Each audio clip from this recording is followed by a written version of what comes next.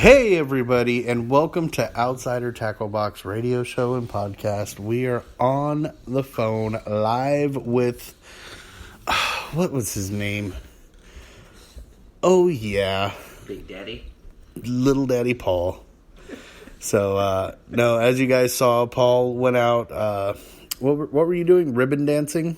I was ribbon dancing. He was fly fishing the shoreline or something. I don't know. I thought he was ribbon dancing. He looked like a mystical fairy in the Neverland forest. But anyway, he decided that he was going to go out and catch a spot fin croaker that was a pretty decent size considering. But he was out at the Huntington Beach, right? I was in Huntington Beach. Huntington Beach shoreline, and so we're going to have Paul go ahead and tell us what he was using and where he was fishing, which we already kind of told you in a sense, and what he likes to do on Saturday nights when he's left alone, because that's wrong podcast. Sorry. Yeah. Okay, here it is, Paul. Thank you. Please be seated. Thank you. I appreciate the introduction. And also that you think so highly of me as a ribbon dancer. Not at all. I do think that you're a ribbon dancer. Do you think that I would do well in the Olympics as a ribbon dancer? You think I would place? You would place something. I don't even know. I don't even know. So Tommy likes to call me a ribbon dancer because I started fly fishing.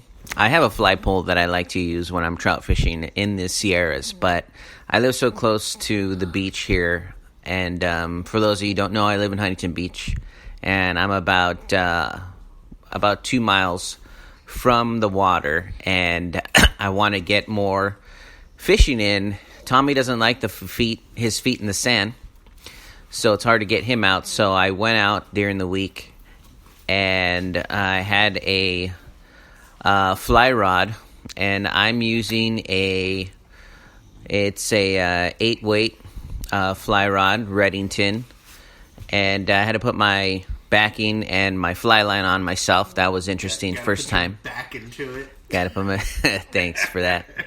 So I had to look on YouTube just as a reminder how to do that, because it's been a while. And the first setup I purchased, they did it for me. So this is my true first time.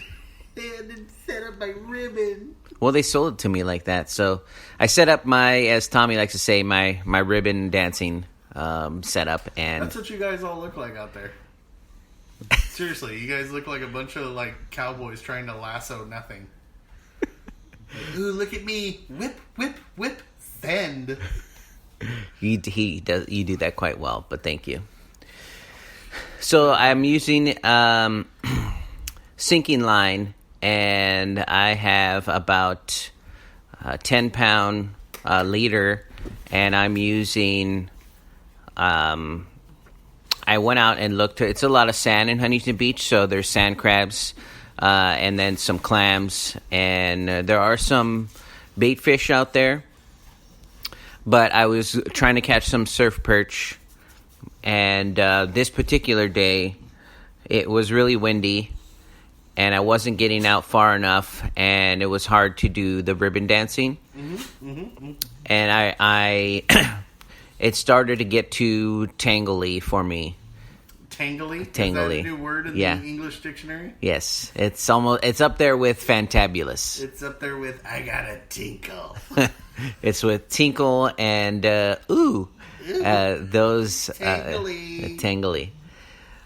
So I take a bait caster with me, and I took out it's a 2-ounce weighted bloodworm, and I believe they're by Hurricane, and I'm not sure what they're actually called. Do you know what they're called, Tommy? It's a 2-ounce needle weight, like a needle jig. A needle jig?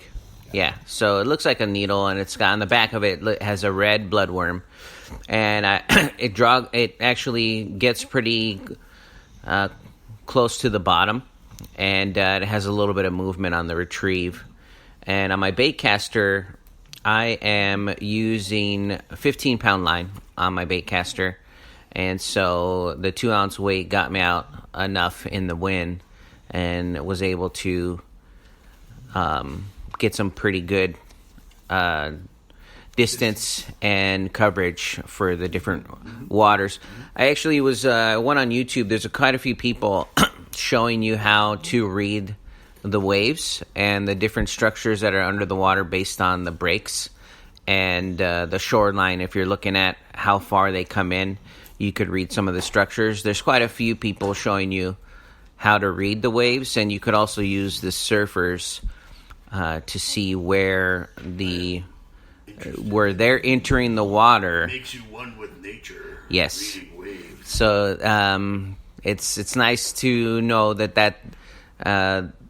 the surfers can actually help you, because where they're going in is where the water's a little bit calmer, and it's like a deep hole. Actually, the water's a little bit deeper, so they'll go out so that they don't have to worry too much about the waves crashing out on them, and then they'll go out there.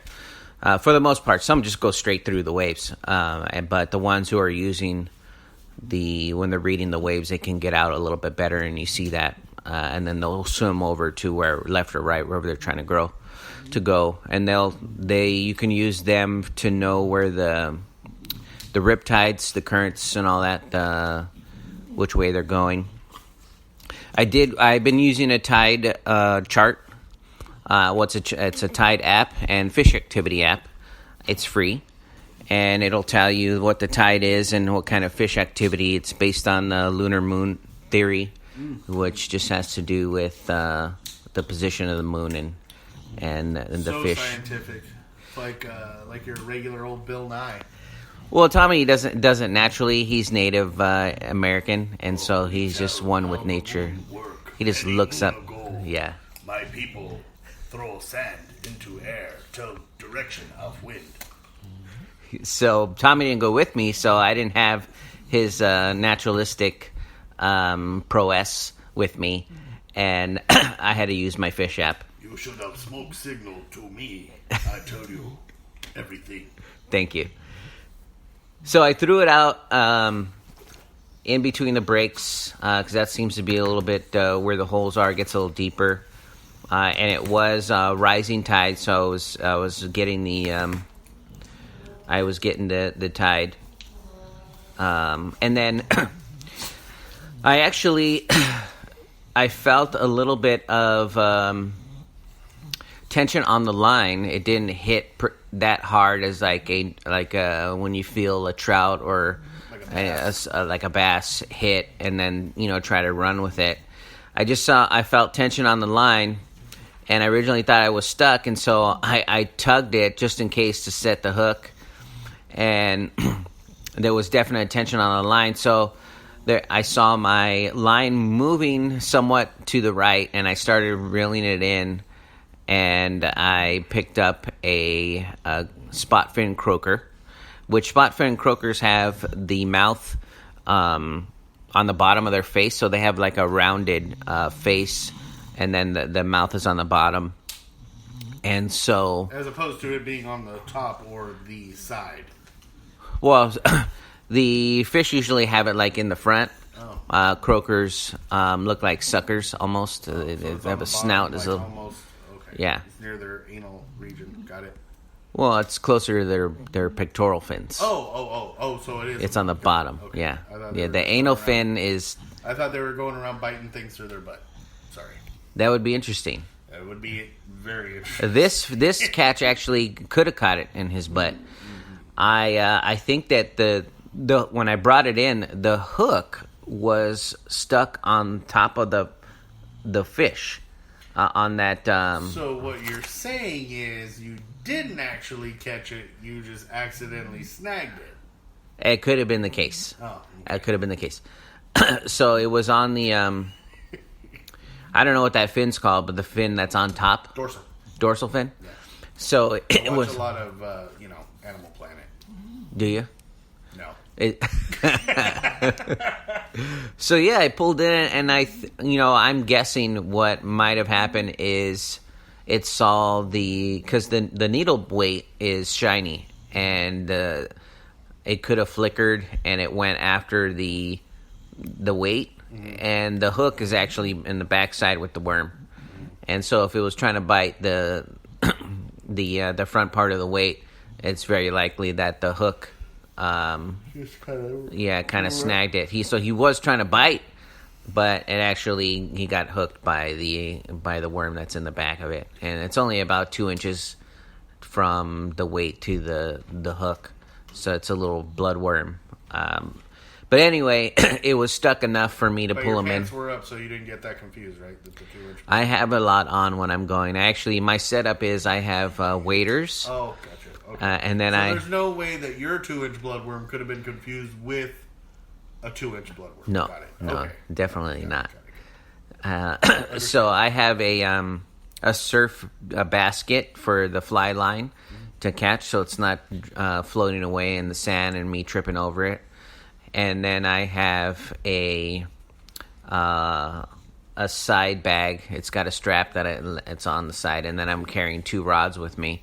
And so one rod is usually hanging off the back. 2 rods and a side sack. Got it. 2 rods and a side sack. Yeah. And a basket to hold all your ribbons. Yes. Uh-huh. And that's what I'm walking out there with. And then I have my GoPro, which I didn't get any footage, but I turned off the automatic setting to turn on, like you could tell the GoPro to start recording. I didn't get any of that, but I was able to take a photo of the spot fin croaker. Croakers look. I do have a question. Yes. When you took your photo, it didn't look like you caught the fish out of the water. It looks like you dug him up from the sand. What happened with that? Was that just dragging him across the sand, or was that because you decided to fall on top of it, or what? So, you see what happened was... What happened was... I didn't set my drag properly. Gotcha. And I had to put my thumb on the reel, the bait caster, and then pull in some line, and then pull in some line. And I didn't want to lose the fish. And so I kept walking backwards, and I figured I'll bring them up on the sand so I don't lose a fish, or at least see what I caught if it gets away. Yeah. And I brought him up that way, and so I did drag him on the sand just a little bit. And I say him, I don't know if it was a female fish, so I apologize to the fish. It looked like a male. There's, like I said, I watch Animal Planet, so okay. I can tell you that it looked like a male. Okay. By the way the anal fin? By the way the anal fin looked, and the fact that you said it ate through its butt. So, and then the little bit of wiggle to the wiggle to the tail. Yeah. I don't know. I didn't physically see that, but no, I'm just. Yeah, and it looked pretty. I have no idea. It looked pretty. So.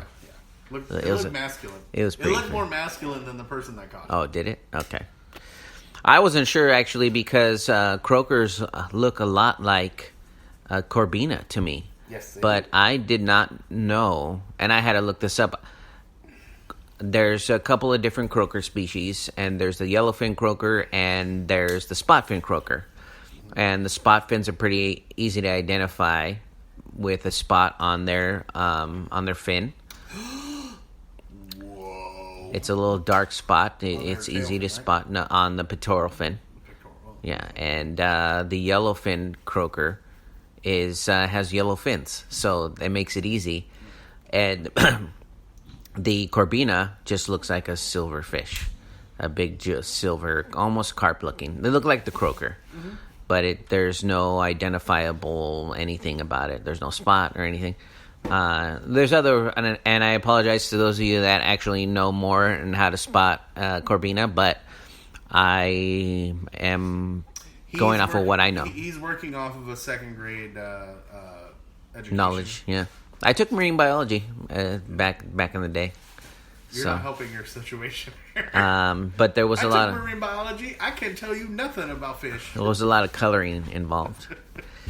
Anyway, I didn't have so the bait I was using was 2-ounce needle weight with a bloodworm and a 15-pound line, and I'm using a 9-foot rod, and I got. I thought you said it was 2 inches.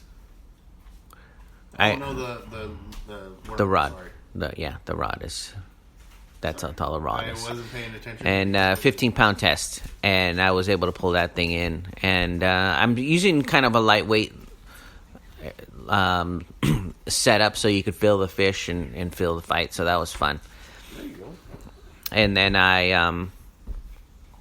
I took a photo, showed it to Tommy and the Outsider World. And you The Outsider. The suck it salute. I know. And then that was my catch.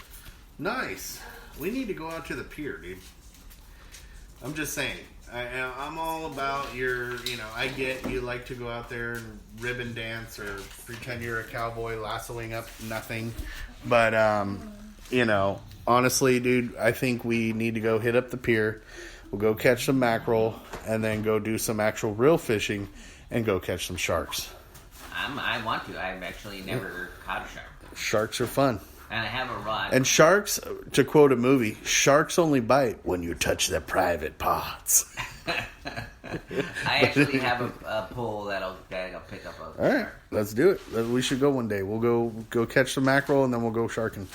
And I have a bobber for it. Yeah, I did see the bobber, and I will need the gaff. You know what's interesting that I want to try? I'd like to kite fish, but kite fish. People kite fish on their boats. Yeah. Is it possible to kite fish from the shore? You probably could. You probably wouldn't be able to kite fish. You'd probably be able to balloon fish. Same concept. It's just with the balloon, you don't need the wind to take it up. We do have access to drones. Maybe we could. Yeah, we can drone fish too. You can have the drone take it further out. Yeah, and then drop it. Yeah, I've seen that done. Haven't done it myself, but I've seen it done. Maybe we should go try that. Rick has a drone. He just sits there. Doesn't use it. Oh, good old Rick. I haven't seen Rick in a while. Anyway, that's going. We're going a little off topic here, but anyway, guys, thanks for joining us. We titled it COVID fishing. Do we want to say anything about COVID fishing? About COVID? Yeah. Wear your mask while you're fishing. Boo! Don't wear your mask. You're out in nature. It's okay. There wasn't actually anybody around. I have a mask with me, but I didn't. You were wearing a thong on your face. I didn't have any reason to. It was just me and the fish. Oh, so you just wore the thong in general. I went during the week, and it was in the afternoon, like early evening. In fact, after that, I had to pick up some dinner for the family. So I kept getting calls, go pick up the pizza! And so it was dinner time, but So that's how I sound like? yeah. This is Emily's from Emily's Fishing Adventure. She's I can school him in fishing. He doesn't know how to catch a fish. Oh. It's a challenge. Love it. But all right, everybody. If you want to be on the podcast, thanks for listening. Just shoot us a text or message us in some way, and we'll get you on the podcast and get you some free stuff. Podcast. We're gonna get you on the podcast. Podcast. Oh yeah. That's all from all of us here at Outsider Tight Lines, everybody. Tight lines, fish more, fool. Yeah.